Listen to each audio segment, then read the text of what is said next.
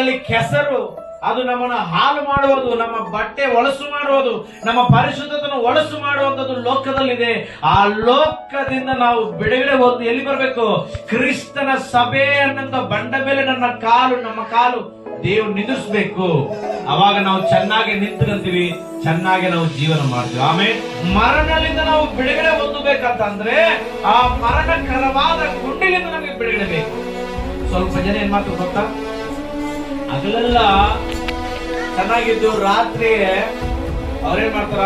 ಕುಡಿಯಕ್ಕೂ start ಮಾಡ್ತಾರ. ಅವ್ರು ಬೆಳಿಗ್ಗೆ ಎತ್ತಿ ಏನ್ ಮಾಡ್ಕೊಂತಾರ? ಮತ್ತೆ ಅಯ್ಯ ಯಾಕಂದ್ರೆ ಕುಡಿದಿನಪ್ಪ ಅನಿಸ್ತತಿ. ಅಂದ್ರೆ ಒಂದು ಕಾಲು ಮ್ಯಾಗ ಎತ್ತಿ ಹೊರಗೆ ಬಂದಿನಪ್ಪ ಅದು ಕೂಡ ಇನ್ನೊಂದು ಕಾಲು ಏನಾಗುತ್ತೆ, ಬಲವಾಗಿ ನಾವು ಎದ್ದು ನಿಂತ್ಕೊಂಡು ಏನಾಗುತ್ತೆ, ಇದು ಸಿಕ್ಕಬಿಡ್ಬೇಕು.